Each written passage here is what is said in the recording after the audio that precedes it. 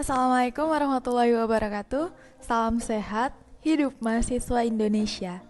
Perkenalkan, nama saya Fitriati Luji. Saya adalah alumni dari kampus Poltekkes Kemenkes Kupang, jurusan Analis Kesehatan, angkatan 07. Halo semuanya, perkenalkan nama saya Ayu. Saya mahasiswa semester 6 jurusan Kebidanan Poltekkes Kemenkes Kupang. Hai, perkenalkan nama saya Maria Dosanto. Saya lulusan Poltekkes Kemenkes Kupang jurusan Perawatan tahun angkatan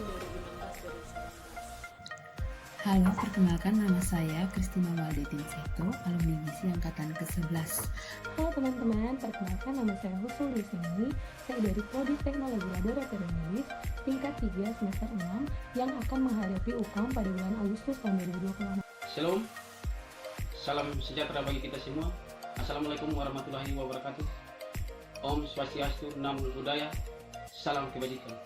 Saya Rifan Kota, ahli Maria Kesehatan, lulusan dari Prodi Sanitasi Poltekkes Kemenkes Kupang, tahun ajaran 2019-2020. Di video kali ini saya akan membagikan beberapa tips dan trik bagaimana caranya adik-adik menghadapi ujian kompetensi mendatang. Yang pertama, jangan lupa untuk berdoa, karena sepandai-pandainya kita tetap memerlukan bantuan dari Yang Maha Kuasa. Yang kedua adalah jangan lupa untuk meminta restu dan doa dari orang tua kita. Yang ketiga, jangan lupa untuk meminta blueprint ujian kompetensi dari dosen kita, di mana blueprint tersebut kita jadikan sebagai bahan untuk latihan soal-soal berbagai mata kuliah. Kemudian yang keempat, belajar. Jangan lupa untuk belajar, karena belajar itu sangat penting. Selain latihan, kita juga perlu mereview semua soal-soal yang telah kita kerjakan. Nah, belajar ini boleh dilakukan bersama teman-teman dalam berkelompok ataupun dikerjakan sendiri. Boleh juga dilakukan dengan cara mengerjakan semua soal-soalnya dan meminta bantuan kepada dosen untuk mengkoreksi jawabannya. Berikutnya adalah Yang kelima adalah jangan lupa untuk istirahat, karena tubuh kita dan otak kita juga membutuhkan waktu untuk beristirahat. Yang keenam, percaya diri. Kita sudah belajar, kita sudah berlatih, dan kita sudah berdoa, serta meminta restu kepada kedua orang tua kita ataupun orang-orang yang dekat dengan kita sejak kecil. Maka dari itu kita harus percaya diri, be confident. Yang ketujuh, sebelum berangkat untuk melaksanakan ujian, jangan lupa sarapan dan juga minum teh. Kenapa minum teh? Karena berdasarkan pengalaman, dengan meminum teh maka dapat membantu untuk mempertahankan dan meningkatkan konsentrasi otak kita. Yang ke-8, ikutilah instruksi dan arahan dari pengawas kita. Jangan melakukan apapun sebelum diinstruksikan. Yang berikutnya adalah usahakan sebaik-baiknya membaca soal terlebih dahulu. Yang terakhir adalah jangan membuang-buang waktu. Bacalah soal dengan berpikirlah dengan jernih, jangan gugupan, kerjakan soalnya dengan melihat estimasi waktu. Baik teman-teman, di sini saya akan memberikan informasi bagaimana trik dan persiapan saya dalam menghadapi ujian kompetensi tahun 2020. Nah teman-teman, bagi seorang lulusan bidan wajib memiliki yang namanya STR atau surat tanda registrasi. Dengan memiliki STR atau surat tanda registrasi, seorang lulusan bidan dapat memberikan pelayanan kepada masyarakat. Nah, untuk mendapatkan STR sendiri, seorang lulusan bidan wajib mengikuti ujian kompetensi dan telah dinyatakan lulus ujian kompetensi. Nah, di sini saya akan membagikan informasi bagaimana trik dan persiapan saya agar bisa lulus ujian kompetensi. Saya belajar semua materi yang berkaitan dengan kebidanan. Di sini saya membaca banyak buku. Buku-buku yang saya baca itu buku kebidanan buku persalinan, buku nifas, neonatus dan bayi baru lahir, dan juga buku keluarga berencana dan kesehatan. Itu saya mengikuti seminar-seminar yang berkaitan dengan kebidanan.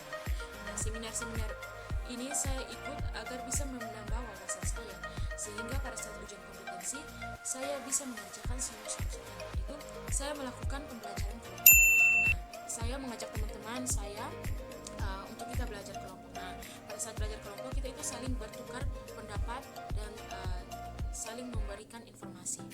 Misalnya saya tahu tentang materi ini dan teman saya belum tahu, saya bisa membagikan informasi kepada teman saya. Begitu juga teman saya, ketika saya belum tahu materi ini, teman saya bisa membagikan materinya kepada saya. Jadi kita saling sharing, saling berbagi pendapat.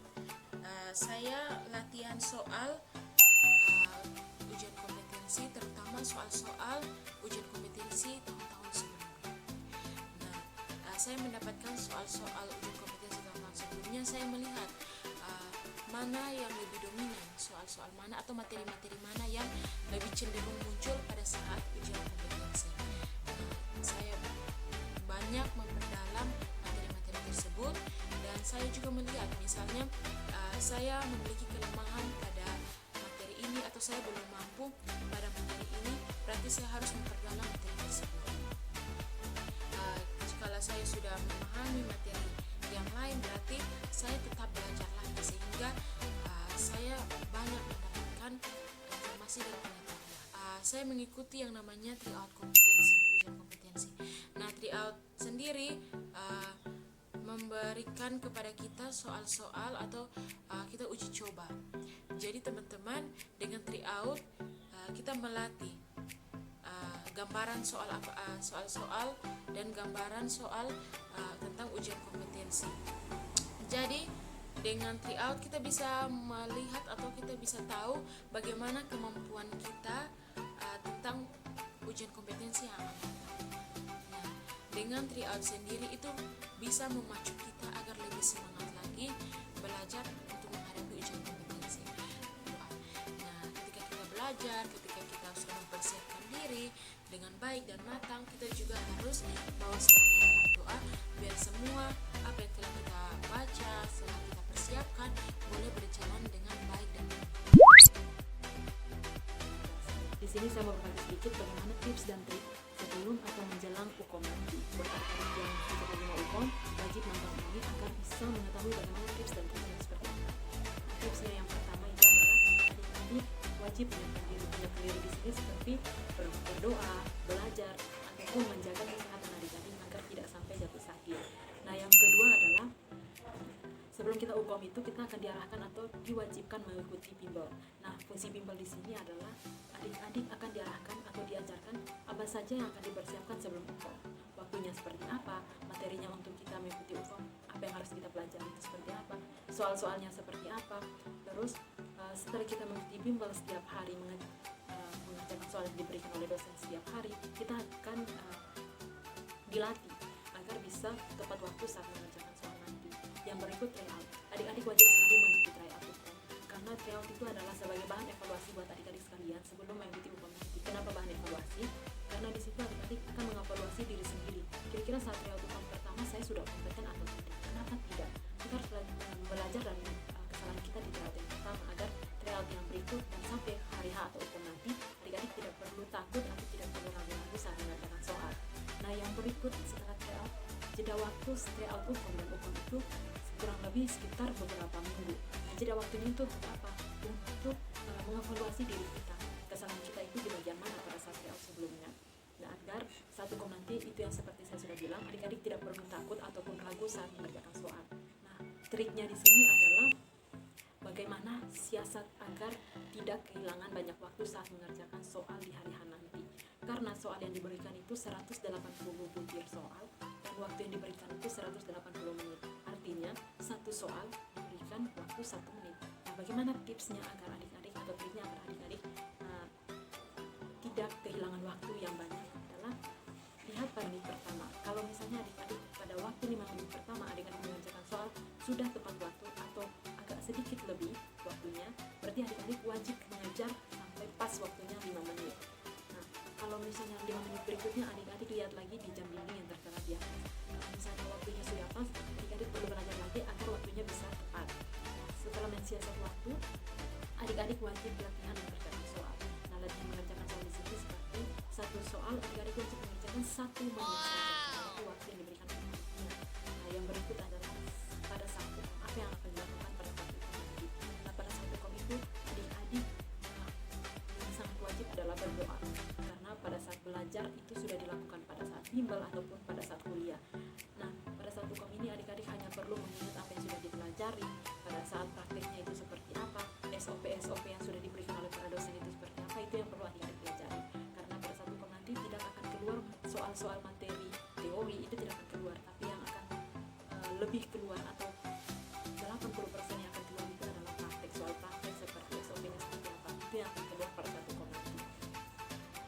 yang berikut pada saat UKOM itu adik-adik wajib menyiapkan diri agar tidak sakit. Tidak sakit itu adalah wajib, karena pada saat adik-adik meminta izin untuk ke kamar mandi itu tidak akan memotong waktu atau tidak akan memberhentikan waktu adik-adik. Itu sudah termakan beberapa menit dan itu waktu yang adik-adik buang sangat-sangat diperlukan, karena waktunya cuma 180 menit untuk soal 180 ujian soal.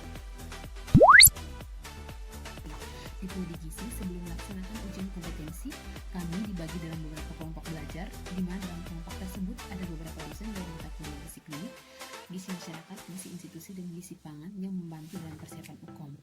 Sebelum kegiatan belajar dimulai, para dosen dalam tim tersebut akan memberikan soal-soal UKOM terdahulu untuk kami kerjakan. Para dosen sangat mengharapkan partisipasi dan aktif dari mahasiswa dalam mengerjakan soal-soal UKOM yang diberikan. Tips dari saya dalam persiapan menghadapi ujian kompetensi, yang pertama, kita harus disiplin dengan waktu. Ketika kita benar-benar disiplin dengan waktu, kita bisa meluangkan waktu untuk mengerjakan soal-soal UKOM, maka itu sangat membantu kita.